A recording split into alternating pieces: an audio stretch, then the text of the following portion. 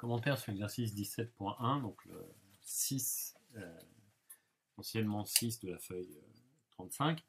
Donc première question, combien y a-t-il de nombre de 5 chiffres en base 10 où 0 figure une et une seule fois? Alors, on va écrire ce que donne un nombre de 5 chiffres. Donc un nombre de 5 chiffres, c'est un nombre n qui va s'écrire A1, A2, A3, A4 et A5, qu'habituellement on va représenter comme ceci avec éventuellement le 10 en dessous pour dire que c'est l'écriture en numération de position. Donc ce qui revient à faire du A5 sans puissance, plus je ne vais pas avoir la place, A4 fois 10, plus A2, A3 fois 10 au carré, plus A2 fois 10 au cube, plus A1 fois 10 puissance 4. D'accord? Décomposition en base 10 classique en numération de position. Donc écrit à l'envers par rapport à ce dont on a l'habitude. Alors, ce qu'il faut remarquer, c'est que puisque c'est un nombre de 5 chiffres, A1 est nécessairement différent de 0. C'est-à-dire que A1, lui, appartient à l'intervalle entier 1, 9. A2, tous les autres AK appartiennent, eux, à l'intervalle 0, 9. L'intervalle entier, donc avec le 0 en plus. Hein. Ma notation n'est pas très cohérente, j'aurais pu prendre les deux comme ceci. Ce qu'on va voir, c'est une façon de dénombrer totalement à la main de ce genre de choses, et pour au moins savoir à peu près comment on peut écrire le nombre qui nous intéresse. Hein. Donc, plutôt écrire un petit n ici. Et donc, on va dire que on a indépendamment nos 5 chiffres à choisir. D'accord ? Donc, on sait que 0 apparaît une et une seule fois, et 0 apparaît ici.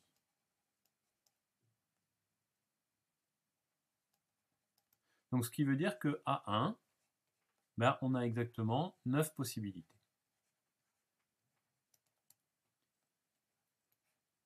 Donc, ensuite, on va chercher parmi ces 9 possibilités. À chaque fois qu'on a un nombre différent, on aura un chiffre différent en première position, on a un nombre différent derrière. Donc, ces 9 possibilités seront bien multipliées par le nombre de choix qu'on va avoir derrière. C'est un lemme des bergers en fait qui s'écrit derrière, puisqu'on a une partition avec chaque sous-partie qui est de même cardinal. Que je mette un 1 ou un 2 en première position, ben, j'ai exactement autant de nombres qui vont s'écrire avec un seul 0 derrière. Donc après, la question, c'est, on va se poser la question de où est placé le 0. Donc, où est placé le 0? On a une position parmi 4 pour placer ce 0. Et une fois que le 0 est placé, on s'aperçoit que les possibilités derrière sont toutes en même nombre, qu'on ait placé le 0 en premier, en deuxième, en troisième ou en quatrième position. Donc, à nouveau un lemme des bergers, et cette fois, on a 3 endroits à remplir, d'accord, là où il y a les 3 croix, pour lesquels on a à chaque fois 9 possibilités. Pourquoi 9 possibilités? Parce qu'on a un entier qui est compris entre 1 et 9, on n'a pas le droit de remettre un 0. Donc à chaque fois, 9 possibilités ici, 9 ici, 9 ici. On voit que c'est la même chose que prendre une application à valeur dans un 9. Donc on a bien 9 fois 9 fois 9, soit 9 puissance 3 possibilités. D'où, dans le corrigé, le n1 est égal à 4 fois 9 puissance 4. D'accord? Qui vaut donc 45 360. Deuxième question, où cette fois on va demander combien y a-t-il de nombres de toujours 5 chiffres, donc A1, A2, A3, A4 et A5 en numération de position en base 10, comportant un seul chiffre répété une et une seule fois. D'accord? Donc ça veut dire qu'on a quelque chose qui sera du type 1, 2, 1, 3, 7 par exemple. Ou alors 1, 0, 4, 0, 3. D'accord? J'ai 3 chiffres différents et j'ai un chiffre qui est répété 2 fois. Donc là, à nouveau, le problème qui va se poser et qui rend le problème un petit peu plus compliqué qu'un problème standard, c'est se dire quel est le chiffre qu'on va répéter et ce chiffre répété, est-il 0, n'est-il pas 0 et est-il en première ou pas position, puisque 0 ne peut pas être en première position dans une numération de position. Donc, on va dire qu'en fait, l'ensemble des nombres que l'on cherche, c'est formé de l'ensemble tel que le chiffre répété, qu'on va appeler x, n'est pas égal à 0 et en première position. Puis, le x qui n'est pas 0 et pas en première. Pardon, pas et, union. Et puis, union, bah, le chiffre répété est 0. D'accord? Donc je vous rappelle qu'ici, dans mon écriture très rapide, hein, ce qui m'intéresse, c'est que vous compreniez le raisonnement. Donc x est le chiffre répété. Alors évidemment, puisque les chiffres répétés sont différents, et ou n'est pas en première position, on a bien une union qui est disjointe. Donc si cette union est disjointe, ça veut dire que le cardinal que l'on cherche, n, est égal à la somme de ces trois cardinaux. Alors, si le chiffre répété est 0, par exemple, commençons par le dernier cas, ça veut dire que 1 n'est pas égal à 0, donc il faut placer 2 zéros parmi les 4 qui suivent, et puis on aura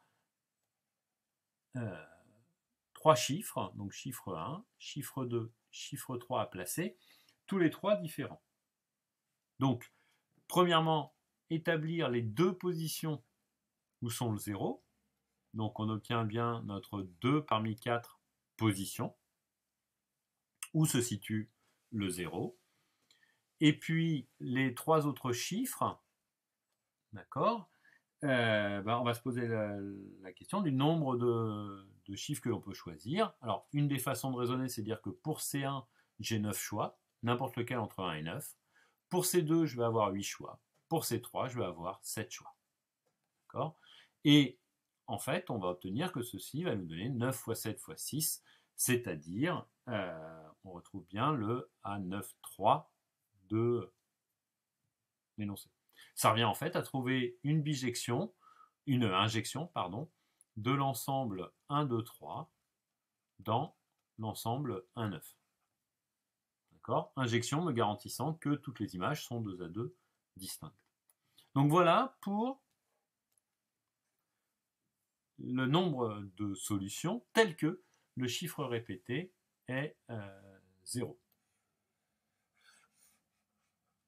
Alors, maintenant, le nombre de solutions tel que le chiffre répété n'est pas 0 et est en première position. Donc ça veut dire qu'on a x ici. Donc derrière, ce qu'il va falloir premièrement choisir, c'est la position du x parmi les 4, sachant que x est là. Et puis il va falloir aussi choisir le nombre de possibilités pour ce x. Donc ce x, on a 9 choix. Derrière, on va trouver la position pour répéter ce x. Donc là, on a les 9 choix. Si je prends les mêmes avec un 1, avec un 1, un 2, un 3, un 4, j'ai le même nombre de possibilités, toujours la MD Berger derrière. Fois donc 1 parmi 4, nombre de possibilités de placer ce x. Et une fois que j'ai placé ce x, il me reste 3 cases à remplir, que je peux remplir avec n'importe quel nombre appartenant à 0,9 privé de x. Donc un ensemble à 9 éléments, donc on retrouve le A9,3. D'où le 9 fois 4 fois 6. Dernier cas de figure, le cas où x n'est pas en première position. Alors, je vais vous faire le malin. Hop. Voilà. Donc le cas où x n'est pas en première position. Donc ça veut dire qu'il faut qu'on choisisse nos deux positions pour le x. D'abord choisir le x. 9 choix possibles. puis choisir nos deux positions pour le x. Donc 9 fois, ça c'est le choix de x. Le possibilité des positions de x, on en a 2 parmi 4. D'accord. Et puis derrière, on va se poser la question du nombre de choix. Bah, ici, il faut que je prenne un élément qui est dans l'ensemble 1, 9 privé de x, ce qui fait que j'ai 8 choix. Et puis, pour les deux restants, donc 2 cases à remplir, où là, on prend n'importe quel élément qui est dans 0,9, privé de x, et privé également, donc une virgule, pardon, de l'élément qu'on aura choisi pour A1. Donc on n'a plus que 8 choix ici aussi. Puis 7 pour le suivant. D'accord? Donc ce 9 fois le nombre de choix, fois 8 qui est le premier, fois le A de 8, c'est-à-dire 8 fois 7 qu'on obtient ici. D'accord? Donc pour info, tout ceci, ce que vous avez dans le corrigé, ça nous fait du 45 360 en solution. Voilà, en espérant que ça vous a un peu éclairé. Mon dessin n'est pas clair, j'espère que mon discours l'est un peu plus. Et puis, essayez de comprendre la logique intuitive déjà du raisonnement. Écrire proprement les choses, c'est autre chose. C'est pas le plus important dans les dénombrements.